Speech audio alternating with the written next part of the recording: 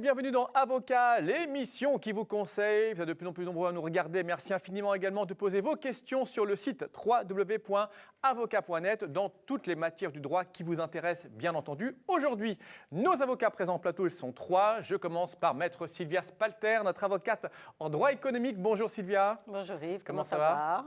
Plein de questions pour vous Sylvia. Merci. J'ai l'impression qu'il n'y a que des commerçants et que des acheteurs plaisir. qui nous regardent. Il y en a plein, mais on va répondre avec vous dans un instant. Une question sur les détaillants, on verra ça dans un instant. À côté de vous, Maître Joseph Suissa, notre avocat fiscaliste. Bonjour Joseph. Bonjour Yves, comment allez-vous aujourd'hui? Impeccable, impeccable, toujours belle cravate. Vous avez mon payé cher vos Joseph. impôts toujours? J'ai Oui, payé mes ça impôts, va. tout va bien. Bon, Impeccable. écoutez, ma foi. Impeccable.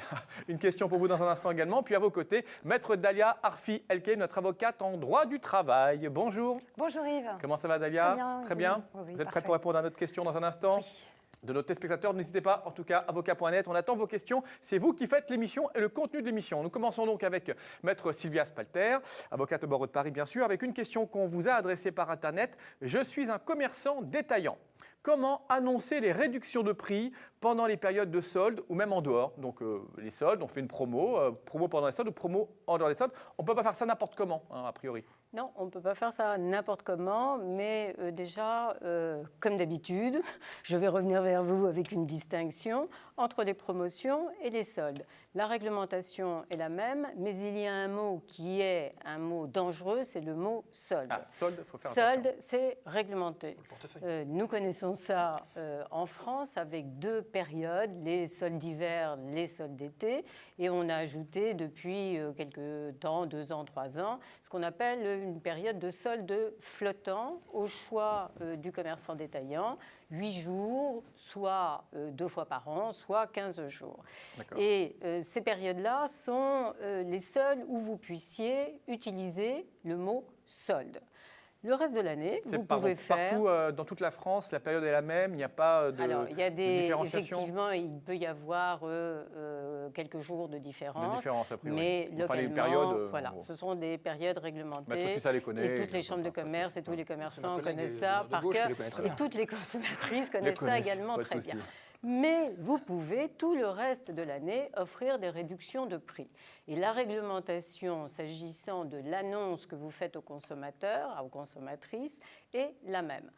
Et ce qu'on doit distinguer, c'est hors du lieu de vente ou sur le lieu de vente.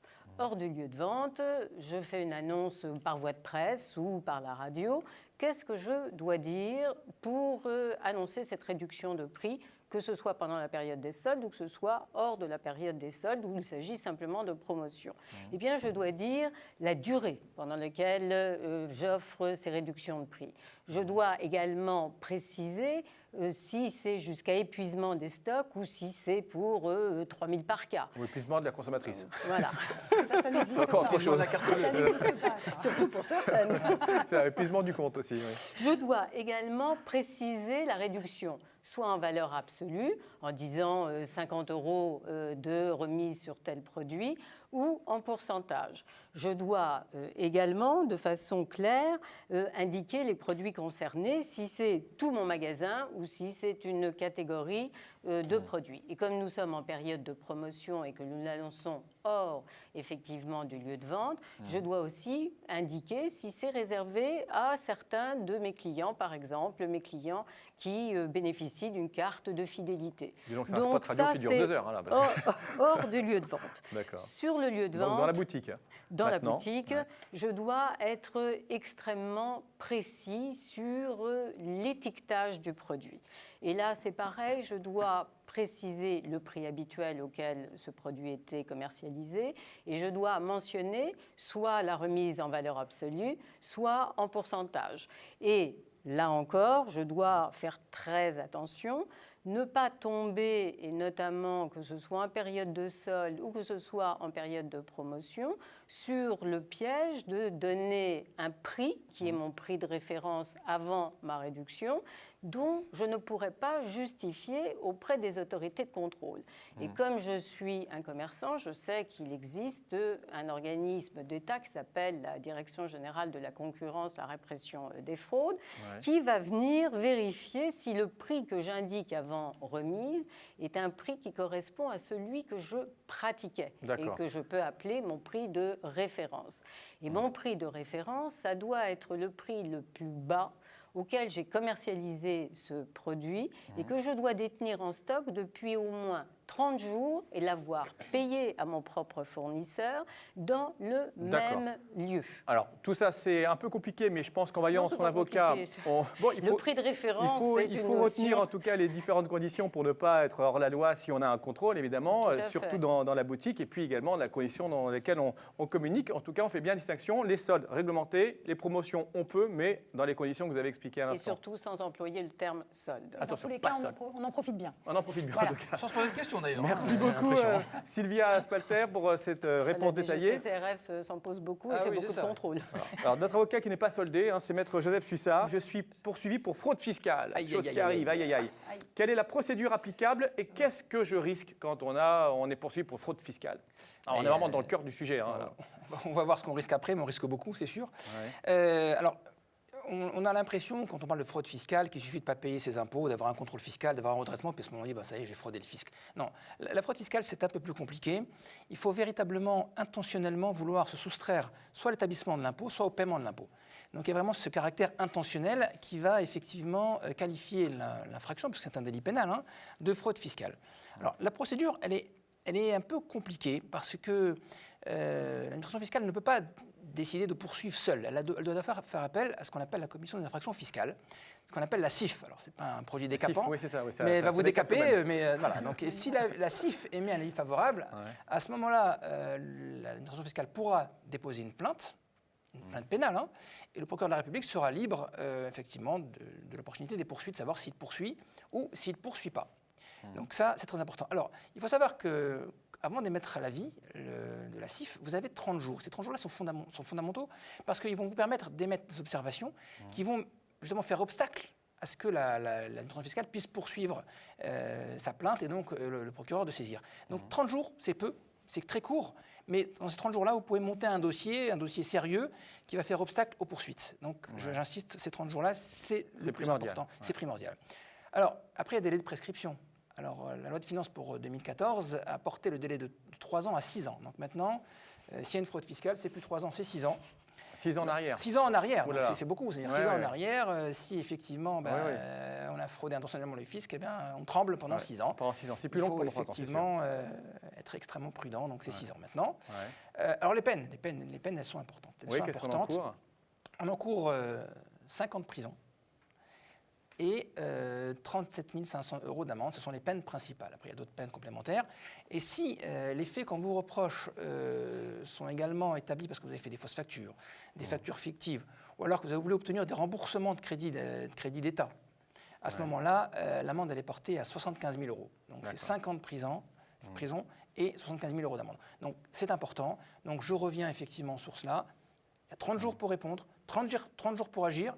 Il ne faut pas perdre cette opportunité et vraiment envoyer un bon dossier à la CIF. À la CIF. Merci beaucoup, mon cher Joseph. Si vous nous regardez en en récurrent votre salle de bain avec le produit que vient de placer, placement de produit. Très efficace. Il a 15% pour votre femme sur ce produit-là pour l'avenir.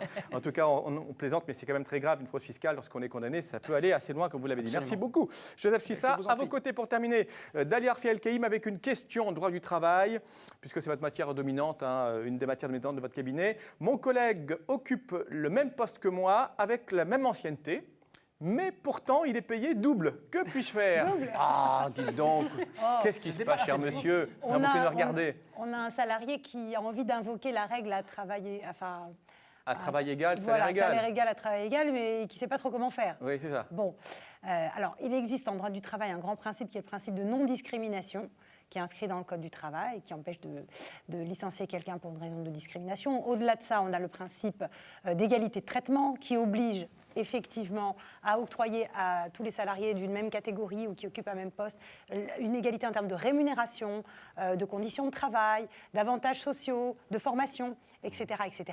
Et de ce principe découle le principe à travail égal, salaire égal, qui a été posé par la jurisprudence et qui est d'application concrète, oui, au quotidien des entreprises. On ne peut pas payer plus un homme qu'une femme, on ne peut pas payer plus... Oui, on parle souvent homme-femme parité, voilà, mais bon, parité, c'est mais pareil aussi pour le reste, des fois voilà, deux personnes qui sont dans le même service. Ouais. Alors, pour que ce principe soit d'application, il faut qu'on ait vraiment le même poste ou même type de poste, que ce soit les mêmes tâches qui soient exécutées. Et donc là, effectivement, on ne Et peut même pas... ancienneté. Et la même ancienneté. Et par rapport au diplôme, si on en a un qui est plus diplômé que d'autres, il faut que l'exercice au quotidien de sa profession nécessite effectivement l'utilisation de ce diplôme, que ça apporte un plus par rapport à la profession pour justifier une différence au niveau du paiement des salaires. Mais mettons-nous aussi du côté de l'employeur. Oui, mettons-nous. Ben oui, parce que des fois, vous avez un employeur qui a deux salariés identiques, même poste, même qualification, même ancienneté, même salaire, et puis il y en a un qui vraiment... se lance à corps perdu dans le travail, qui est extrêmement motivé, qui travaille de façon extraordinaire. Efficace, peut-être plus efficace. Et on en a un ouais. autre qui est un petit peu fainéant, qui arrive en retard. Bon. Ouais. Alors c'est pas Qui trop est quoi. blonde. Hein Qui est blonde. Qui est blonde. forcément. Merci pour Maître Spalter qui va C'est quitter ce bien plateau tout de suite. Ah. C'est bien agréable. Au contraire. Et alors comment faire dans ce cas-là?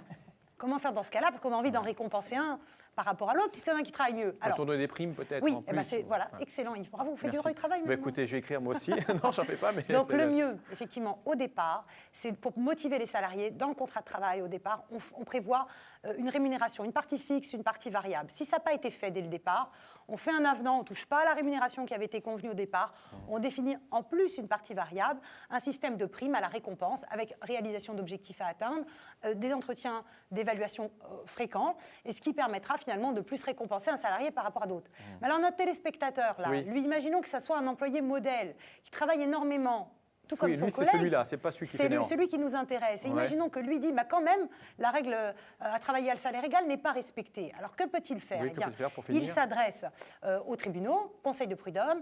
Il peut invoquer effectivement, sur le fondement des dispositions de l'article 1147 du Code civil, la méconnaissance des obligations contractuelles de l'employeur, demander donc des dommages et intérêts, voire le paiement du salaire qu'il aurait pu percevoir depuis la Ah date oui, où donc, la règle n'a pas été respectée. Et j'ai obtenu récemment, devant la Cour d'appel de Paris, je vous dis récemment, ça doit faire quoi, 3 mois ou tout au plus, une décision où j'avais une prise d'acte, j'étais pour le salarié, j'ai eu une prise d'acte qui avait été motivée par cette règle-là, non-respect travail égal, salaire égal, parce que en fait, le patron payait plus une autre salariée qui n'était autre que sa fille et qui l'avantageait uniquement par Ou rapport sa au bien de maîtresse. parenté. J'ai cru que c'était. Non, c'était Ouais, ça aurait pu. Je paye Ça arrive. triple. Tu veux te mettre triple. Ça Mais arrive. ça arrive donc en tout cas lorsqu'on sait Et les du tribunaux, coup, ça marche. eh ben alors, la Cour d'appel a cassé le jugement de prud'homme et nous a dit, voilà, à travail égal, salaire égal, la prise d'acte doit être requalifiée en licenciement sans en tout cause réelle et sérieuse. Très intéressant à savoir donc pour l'employeur se protéger avec pourquoi pas système de primes et puis pour le salarié on peut faire des actions et ça marche, la preuve donc si vous êtes payé moins que votre petite camarade. Merci beaucoup à tous les trois en tout cas, merci Merci, Yves. infiniment, rendez-vous très prochainement pour un autre avocat, n'oubliez pas d'envoyer entre temps vos questions sur www.avocat.net. Salut.